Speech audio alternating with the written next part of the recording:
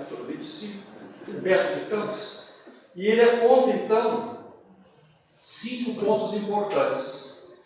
E vai colocar 2 ensinamentos em termos práticos para enfatizar bem a sua doutrina. Primeira delas, uma síntese: Jesus vai enfatizar a fé em Deus e o preparo para as experiências terrenas. Porque o Pai Celestial nos ama, Ele cuida de todos nós, é o Senhor do Universo, criou o universo e nos criou. Conhece cada um de nós individualmente, como um pai conhece muito bem o seu filho. E nada acontece sem a sua vontade, sem a sua permissão.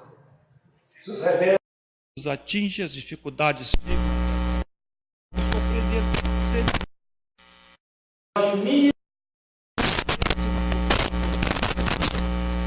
E essa fé sustenta na seus discípulos fiéis, ressalta o mesmo sabia que ele não poderia falar realmente pelo nível de conhecimento da sua época, e ele fala então do Consolador. É o Espiritismo que vai mostrar, através do raciocínio, da lógica da fé raciocinada, as razões pelas quais existe a justiça divina.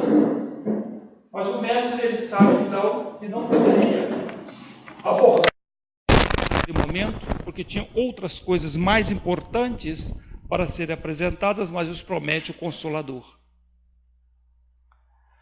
Jesus também fala da fé em nossa capacidade de superar as experiências. É sempre, acima de tudo, e fé em nós mesmos. Que se Deus é o Pai Celestial,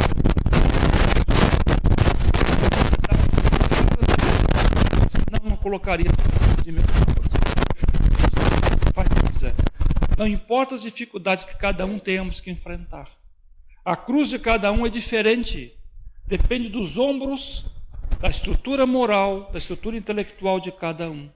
Todos nós temos os nossos obstáculos, as nossas tarefas, nesse planeta de provas e expiação. Então, o que enfrentamos agora? Fé em Deus e fé em nós mesmos, na capacidade de superação. Jesus enfatiza o amor, porque não foi só a boa nova que ele transmitiu, ele vivenciou a boa nova, que é o amor. O amor se faz através de quê? Da caridade, sempre, da tolerância, da paciência, do perdão. Sem isso, nada adianta. Inclusive o mestre enfatiza que os seus discípulos seriam conhecidos, não pelo conhecimento ou prodígios que poderiam demonstrar, mas por muito amarem em seu nome. E Jesus ali termina então, na sua síntese da sua boa nova, falando da humildade. Por que a humildade é tão importante? Porque a humildade nos permite nós passarmos a nos enxergar melhor com as nossas limitações. O humilde desenvolve a autocrítica. Ele conhece as suas dificuldades, as suas limitações e busca então na humildade mudar-se. Já o arrogante, o orgulhoso não o faz. É um cego que continua andando num círculo reencarnatório de doloroso, até que um dia desperte nele a humildade. Ele passa a fazer um exame de consciência, uma análise, onde ele vai ter o remorso dos erros praticados, vai buscar-se corrigir. Nós não podemos mudar o passado, mas a todo instante nós podemos construir um futuro diferente para nós. E Jesus então deixa 2 exemplos práticos. Ele realça com ações práticas alguns dos seus ensinamentos. Ele corta e distribui o pão e oferece junto com o vinho aos pés dos discípulos. Tem uma razão para isso também. E Humberto de Campos, ele escreve o diálogo de Jesus com seus discípulos, que vale a pena ser lida e meditada. Eu peguei alguns trechos aqui e peço licença para ler e interpretar, porque é tão bonito o diálogo do mestre e o nosso Humberto de Campos traz para nós essa conversa, esse diálogo tão elevado, que vale a pena vislumbrá-lo em detalhes. Antes de chegar em Jerusalém, Jesus havia enviado 72 discípulos, em grupos de 2, para divulgar a Boa Nova. E antes de ir para Jerusalém, ele vai encontrá-los na Galileia e fazer um balanço de como está a caminhada, a divulgação da Boa Nova, então, na Judéia. E ele tem uma conversa em particular com alguns dos discípulos, entre eles, Zacarias. E ele conversa com Zacarias e lhe alerta: Zacarias, está se despedindo de Zacarias. Eu vou para Jerusalém e realmente eu serei imolado. E por que Jesus chama a atenção disso para Zacarias? Porque ele pede a Zacarias que cuide de Pôncio Pilatos, que depois Pôncio Pilatos seria perseguido, como realmente aconteceu. Então ele pede para ajudar o lobo que iria atacá-lo, ele, uma ovelha, a serviço do Pai Celestial. Mas ele já sabia, então, do que lhe reservava lá em Jerusalém, pela insensatez, pela ignorância do homem. No caminho para Jerusalém, ainda para, como nós sabemos, ele vai socorrer Lázaro, que estava naquele sono, já estava na sepultura, e ele vai até Betânia, conversar com Marta e Maria, as irmãs de Lázaro, as duas chorosas. Jesus chora com elas, porque Jesus era assim foi o seu exemplo. Ele compreendia a dor humana, o sentimento humano, e se aproximava e abraçava e chorava junto. Um grande exemplo da nossa atualidade, nós temos o Chico. O Chico, as pessoas chegavam para o Chico chorando, Chico abraçava e chorava junto com elas. Depois ia ministrar a palavra elevadora, a palavra que liberta, mas antes ele abraçava.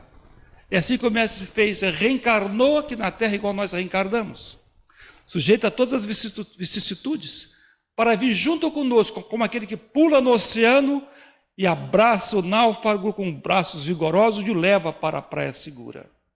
E o Mestre então vai até Lázaro, e lhe acorda e desperta para a verdadeira vida. E na sequência nós temos a entrada triunfal de Jesus, que foi uma festa de Jerusalém. E Jesus sabia que hoje me aplaudem, amanhã serei arrastado para a cruz. É a ignorância do homem, mostrando o contraste, os paradoxos que existem na nossa sociedade. Que nós não devemos ficar embriagados e hipnotizados pelas coisas materiais e os aplausos do momento, que isso pode reverter rapidamente. Mais uma vez, Jesus deixa essa demonstração. Ele entra aplaudido em Jerusalém para depois ser crucificado. Jesus não prescinde da oração, e ele constantemente. Então, conforme nos traz Humberto de Campos, diz Humberto: reunidos os discípulos de companhia de Jesus no primeiro dia das festas de Páscoa, como de outras vezes, o Mestre partiu o pão com costumeira ternura. Já era mais de uma vez que o Mestre fazia isso, essa reunião íntima com os discípulos. Seu olhar, contudo, embora se trair a serenidade de todos os momentos, apresentava misterioso fulgor, como se sua alma naquele instante vibrasse ainda mais alto com os planos do invisível. O Mestre se concentrando na oração e no intercâmbio com o alto, de modo que suas palavras pudessem ficar melhor gravadas com seus discípulos. Sabia Jesus que uma vez ele, o pastor, sendo imolado, as ovelhas iriam se dispersar. O ser humano é fraco. O próprio Pedro, com quem ele conviveu 3 anos em Cafarnaum, na casa, Jesus ficava na casa de Pedro, hospedado na casa de Pedro. Era o grande amigo. Se até Pedro traiu, o negou 3 vezes. E os outros? Pedro, que era sólido, ele sabia que isso ia acontecer. Então eu queria deixar a sua mensagem muito forte, marcada para os discípulos. Os companheiros comentavam com simplicidade e alegria os sentimentos do povo, enquanto o Mestre meditava sobre isso. Os discípulos estavam alegres pela entrada triunfal de Jesus. Em dado instante, tendo feito longa pausa, o Messias acentuou com firmeza impressionante: amados, é chegada a hora em que se cumprirá a profecia da Escritura.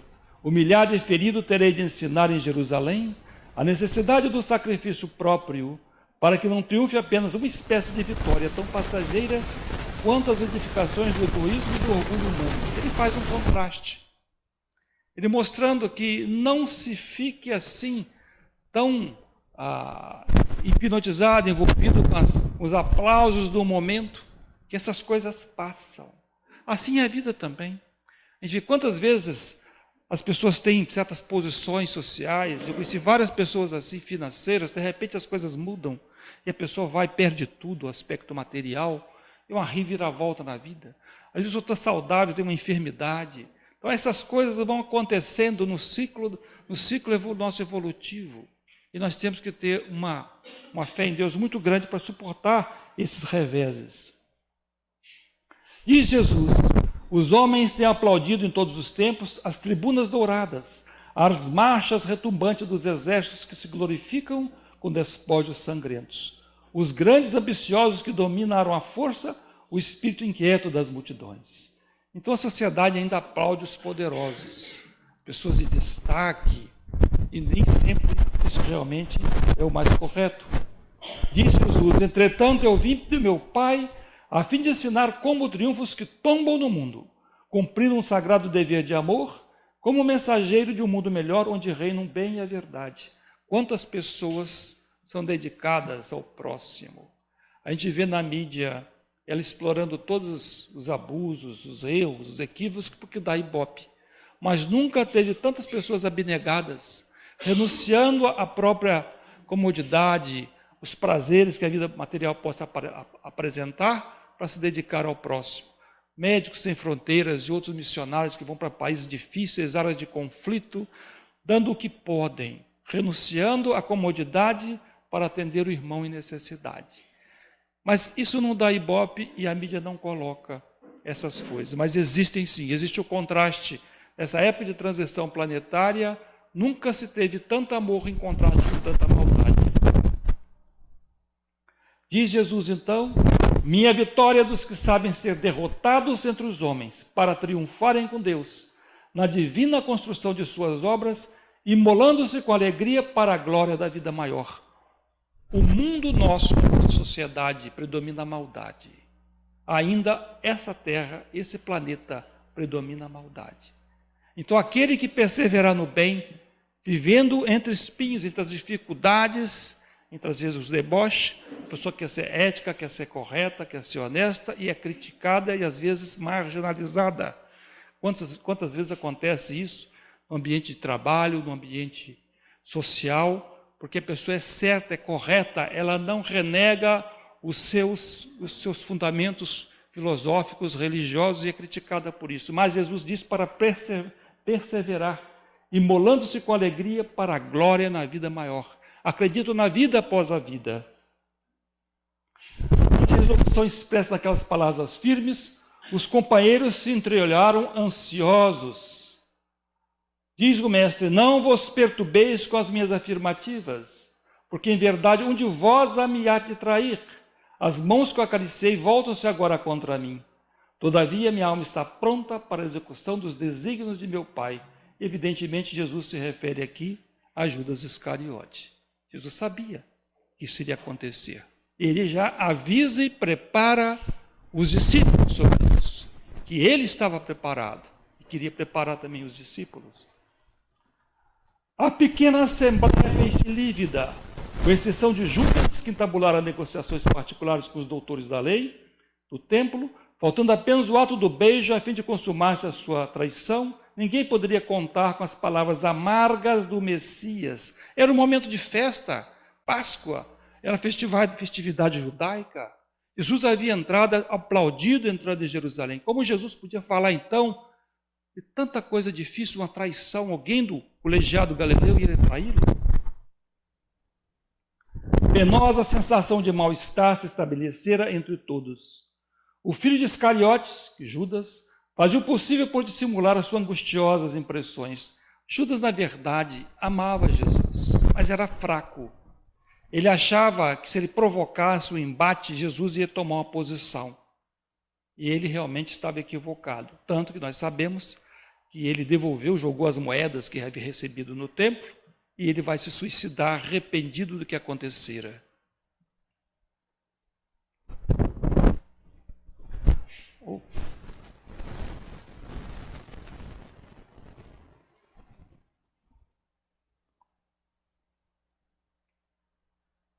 Os companheiros se dirigiram ao Cristo com perguntas angustiadas. Quem será o traidor? Disse Felipe, com estranho fulgor nos olhos. Nós sabemos que até o próprio Pedro, quando Jesus foi preso, pegou de uma espada e cortou a orelha, né, de um dos guardas. Jesus teve que colocar de volta e estancar o sangue.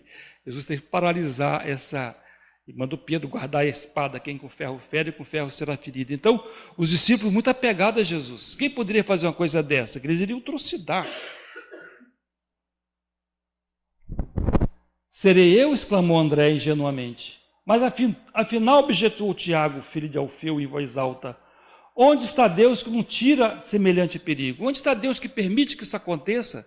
Disse Tadeu.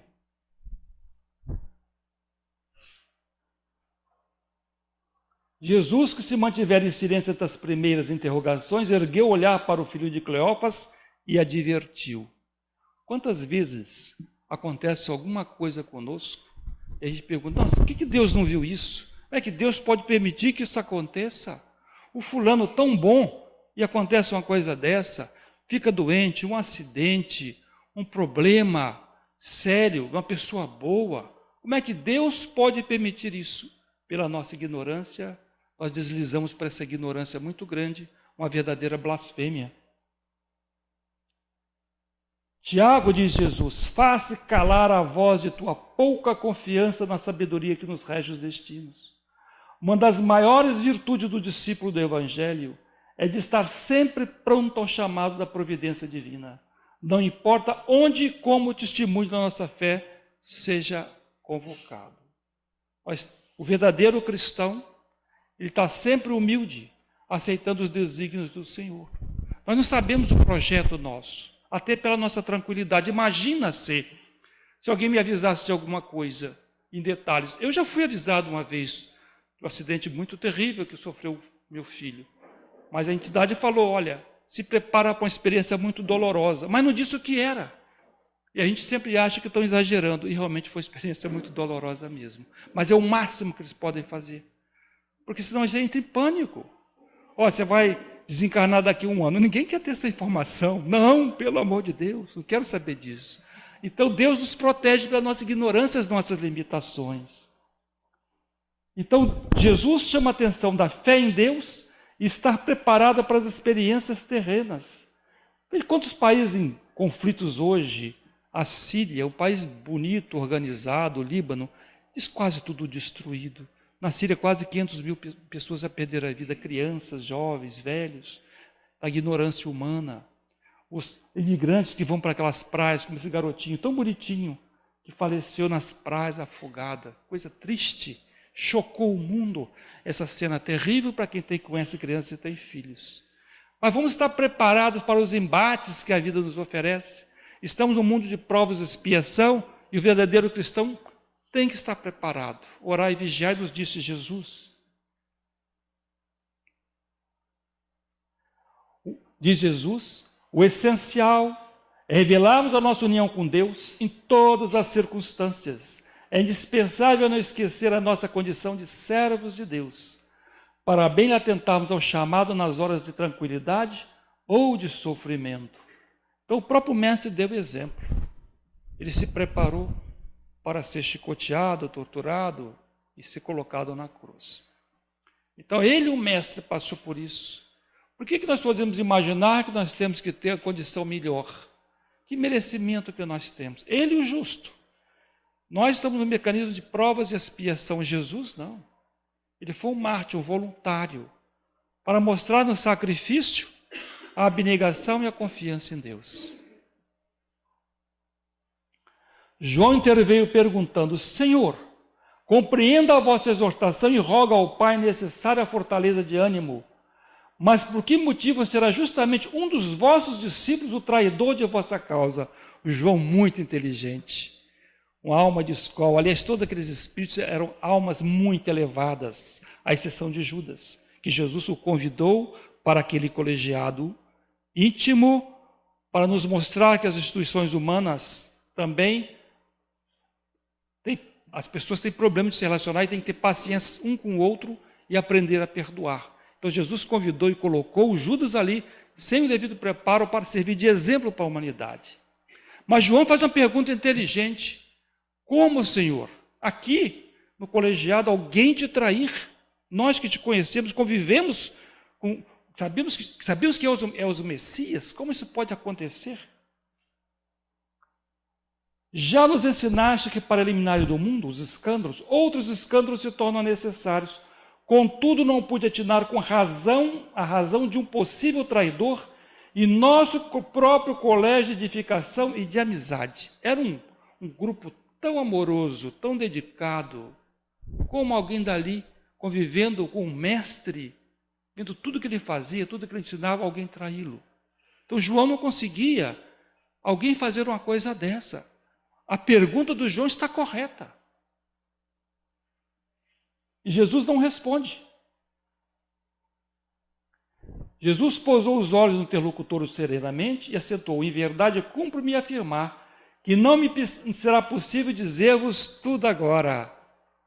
Olha, Jesus sabia de tudo e ele dosa a informação. Mais tarde, não será possível dizer tudo agora. Porque a luz, ela deve iluminar o nosso caminho, não nos fascinar e nos deslumbrar.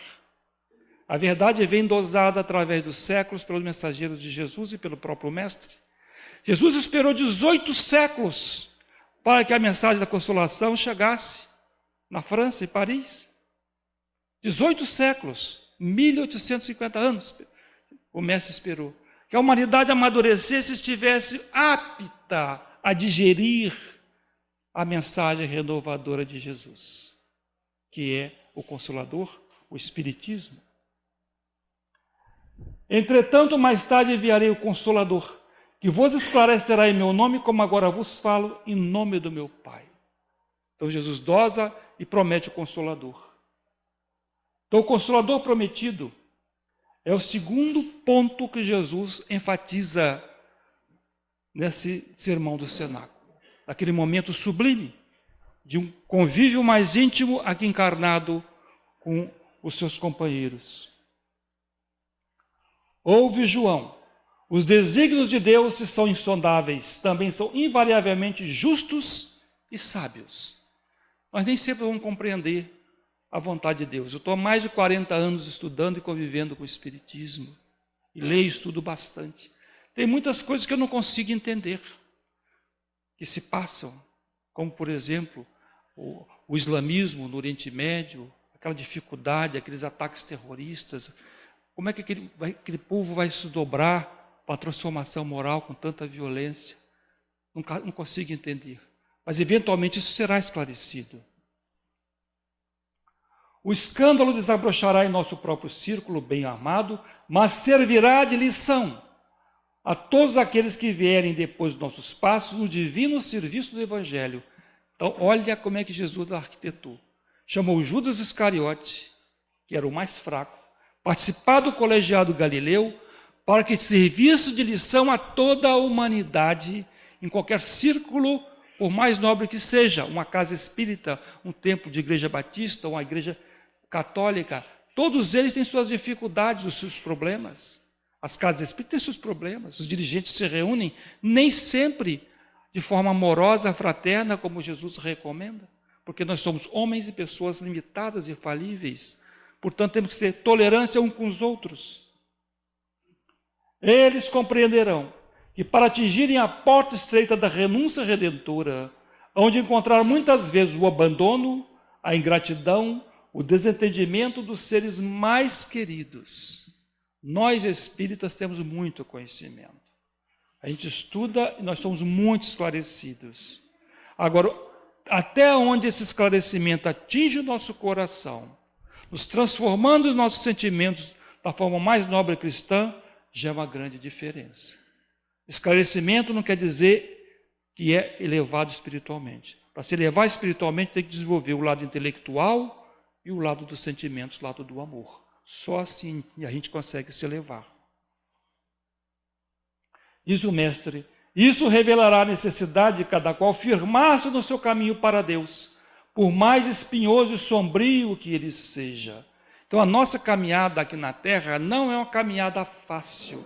nunca nos foi oferecido facilidades. No mundo de provas e expiação, realmente nós vamos encontrar muitos espinhos. Jesus então chama a atenção e enfatiza a necessidade da fé em nossa capacidade de superar experiências difíceis. E nós temos conflitos em família, em relacionamentos, dificuldades, ambiente de trabalho. Vamos ter fé em Deus e fé em nós também, na capacidade de superar essas dificuldades. Lembrando que no passado os cristãos enfrentavam as feras, mas quantos lares também, dores morais atrozes, mais dolorosas do que as feras que existiam no antigo circo romano. Quantos corações sangram, sofrem em silêncio, quantas lágrimas derramadas. O apóstolo impressionara-se vivamente com as derradeiras palavras do mestre e passou a meditar sobre os seus ensinos. As sensações de estranheza perduravam em toda a assembleia. Jesus realça então ações práticas de alguns dos seus ensinamentos. O mestre levantou-se oferecendo a cada um companheiro um pedaço de pão e exclamou: tomai e comei, esse é meu corpo. Em seguida, servindo a todos uma pequena bilha de vinho, acrescentou: bebei, porque esse é meu sangue, dentro do Novo Testamento, a confirmar as verdades de Deus. Os discípulos ficaram intrigados com aquela forma que Jesus se expressava. Os discípulos lhe acolheram a suave recomendação, naturalmente surpreendidos, e Simão Pedro, sem dissimular sua incompreensão do símbolo, interrogou: mestre, o que vem a ser isso? Pedro quis entender o que Jesus fazia. Amados, disse Jesus com emoção, está muito próximo o nosso último instante em trabalho em conjunto e quero reiterar-vos as minhas recomendações de amor, feitas desde o primeiro dia do apostolado. Jesus então usou do método prático para fixar melhor a sua mensagem. Ele podia ter falado só, não, ele quis dar um exemplo prático. Este pão significa o banquete do Evangelho, e esse vinho é o sinal do Espírito renovador dos meus ensinamentos. Constituirão o símbolo de nossa comunhão perene, no sagrado idealismo do amor com que operamos no mundo até os dias de hoje. Então, o banquete do Evangelho, a informação e o Espírito renovador, a transformação moral que ele provoca em todos nós. É o conhecimento e o Consolador prometido do Espiritismo é o Evangelho do Mestre Redivivo, mas a vivência cristã dentro desses postulados. Todos que partilharam conosco através do tempo, desse pão eterno e desse vinho sagrado da alma, terão o espírito fecundado pela luz gloriosa do reino de Deus, que apresenta o objetivo santo dos nossos destinos. Então Jesus fortalece os fundamentos da Boa Nova, o amor. É fundamental o amor. Ponderando a intensidade do esforço a ser empregado e aludindo às multidões espirituais que se conservam sob a sua amorosa direção, fora dos círculos da carne, nas esferas mais próximas da terra, o Cristo acrescentou: imenso é o trabalho da redenção, mesmo porque tem outras ovelhas que não são desse aprisco. Mas o reino nos espera com sua eternidade luminosa. Aí a Assembleia ficou entusiasmada. Mesmo maravilhados com as promessas daquele reinado, os discípulos ainda não compreendiam claramente e começaram a discutir as aspirações e conquistas do futuro. 3 anos convivendo com Jesus, eram almas elevadas, mas o homem é homem, aqui encarnado, com as suas limitações. Antecipavam opiniões sobre qual dos companheiros poderia ser o maior de todos, quando chegasse o reino com as suas inauditas grandiosidades. Quem seria o maior? Filipe afirmava a Simão Pedro que depois do triunfo do dia anterior, todos deveriam entrar em Nazaré para revelar aos doutores e aos ricos da cidade a sua superioridade espiritual. Levi dizia a obrigação de marchar para o templo, exigir os poderes supremos. Tadeu esclarecia que deviam dominar os fortes e impenitentes do mundo para que aceitasse de qualquer modo a lição de Jesus. Você vê a dificuldade de interiorizar as lições de Jesus entre os discípulos. Por isso que nós, ainda hoje, nós temos muita dificuldade de vivenciar realmente o Evangelho. Não é fácil. Reencarnação por reencarnação, nós cristalizamos um método de agir que está na nossa memória espiritual. Hábitos arraigados. Mudar de hábito é difícil. Exige muita disciplina, determinação e vontade de fazer. A elevação moral é degrau por degrau que se conquista, gradativamente. O mestre interrompera a sua palestra íntima com João e observava. As discussões iam acirradas. As palavras maior de todos soavam insistentemente aos ouvidos de Jesus. Parecia que os componentes do sagrado colégio estavam na véspera da divisão de uma conquista material e, como os triunfadores do mundo, cada qual desejava a maior parte da presa. Com exceção de Judas, que se fechava no silêncio sombrio, quase todos discutiam com veemência. Sentindo-lhes a incompreensão, o mestre pareceu contemplá-los com entristecida piedade.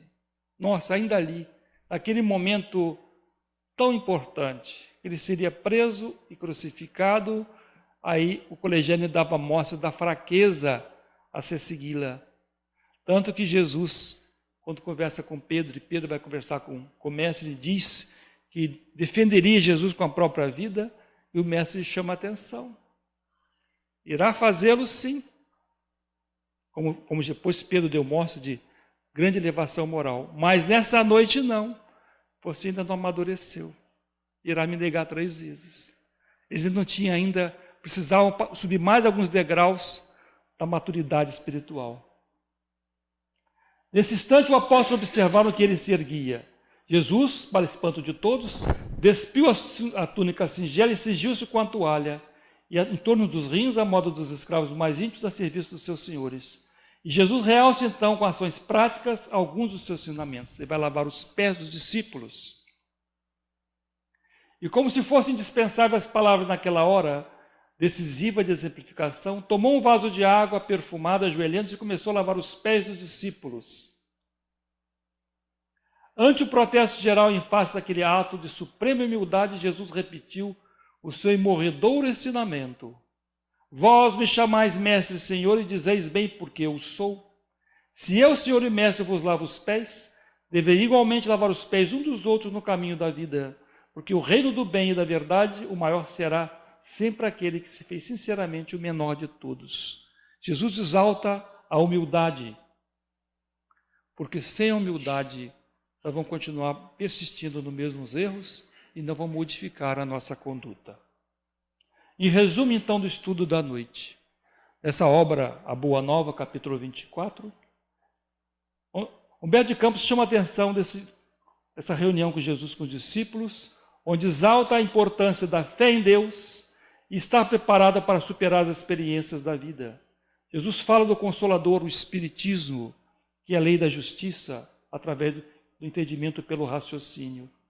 Fé em nós mesmos, fortalecer o amor e não abrir mão da humildade. Agradeço a atenção. Passo a palavra agora para o dirigente da casa. Muito obrigado.